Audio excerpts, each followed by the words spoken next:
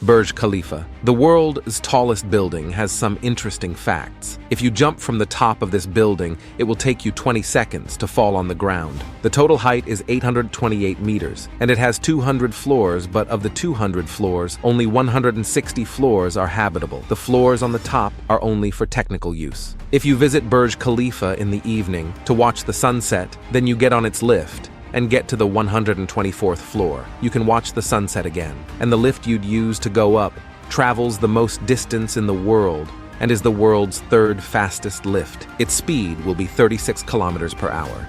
If you see the Burj Khalifa from above, it is designed like a flower. And finally, it would not remain the world's tallest building much longer, because in Saudi Arabia, Jeddah Tower is being built and its height is said to be 1 kilometer. Comes with being a major oil hub, has grown by close to 600% in population in the last 30 years. The modern-day metropolis version of Dubai is a waterside city on the edge of the desert, full of iconic architecture and massive construction undertakings. There's the sail-like Burj Al Arab, glistening mammoth shopping malls, and the glitzy tree-shaped island of the Palm Jumeirah. Perhaps the most iconic sight of all, though, is the futuristic Burj Khalifa, a symbol of the city and the world's tallest building. Join us today as we take a peek into how the Burj Khalifa was built.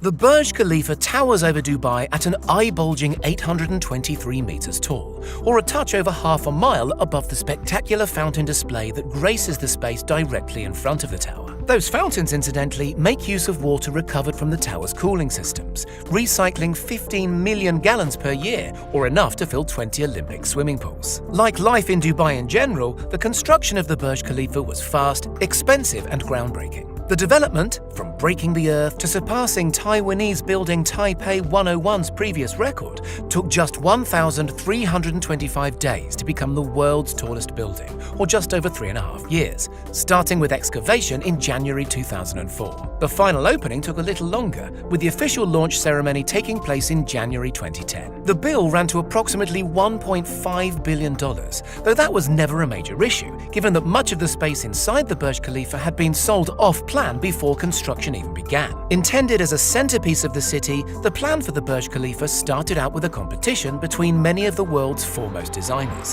which was ultimately won by a tower structure specialist, Skidmore Architects in Chicago. Most of the issues in the build naturally related to height, how to build a structure that can self-support to that level, resist the weather, and also how to physically deliver the necessary materials to the high-level building sites. While it might not be immediately obvious to the casual viewer, the design is based on the Hymenocallis desert flower in abstract form. 3 main elements are built around a central core, with the floor space narrowing as the tower rises to provide a natural stability to the tower. The layout also offers a substantial amount of window space. The aerodynamics, in fact, are key to the Burj's ability to withstand storms, something it achieves without measures such as the momentum dissipation damper mechanism used in Taipei 101. The inconsistent cross-section of the building means the forces a storm pushes into it are not evenly distributed across its height. The design, an outline like a 3-pronged star, is a shape which offers strong torsional resistance, effectively preventing both twisting and bending of the structure when it needs to resist strong forces,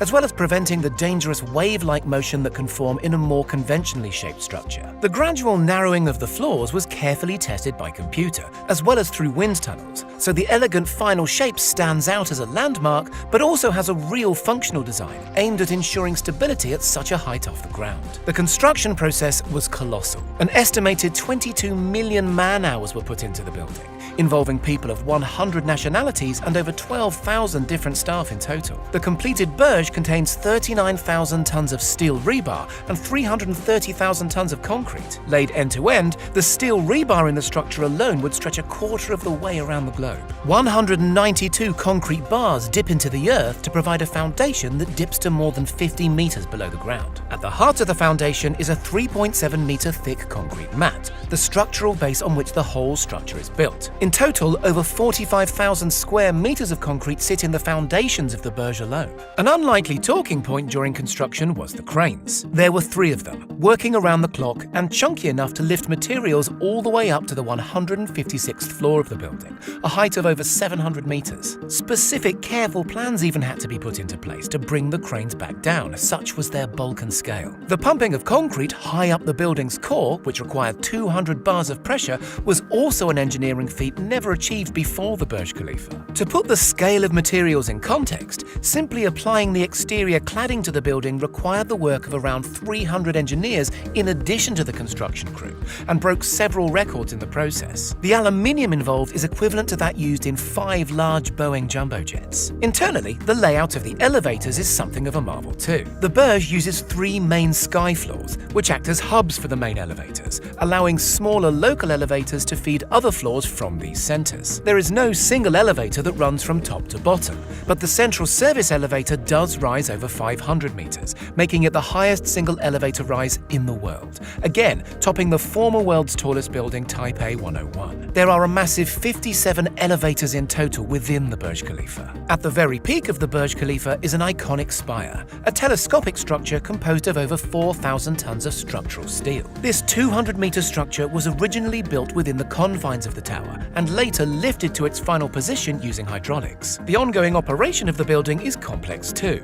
For plumbing and electrics, for example, a double-sized story every 30 or so floors provides space for the equipment needed to ensure the tower's basic functionality. These floors hold electrical substations, water tanks, pumps, and air handling units, with the pumping of water a particular issue due to both height and the humid desert environment. The significant amount of cooling required around the tower is in addition to the general use of water, and an entirely separate piping system was built internally to deal with that cooling liquid and condensation alone. 250,000 gallons of water are required daily to keep the Burj Khalifa functioning. At the time of construction, all this functional equipment was stored in the basement and lifted by night to the less glamorous but utterly necessary floors of the Burj using a combination of cranes, hoists, and the central service lifts. For the shiny symbol of a country, maintaining a shiny look is also important. After all, the customers paid for those views as well as the luxurious surroundings. To aid with this, the tower features telescopic,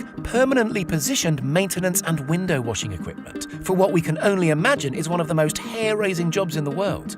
The entire facade is cleaned every 3 to 4 months. The Burj houses hotels, public viewing platforms, businesses, and some very plush private residences. It also includes lifestyle elements like fitness centers and pools to complement them. It can be said that the building has transformed into a community in its own right. 11 years after its opening, it still costs upwards of $100 simply to visit the top accessible floors of the Burj Khalifa and take in the view. Staying in the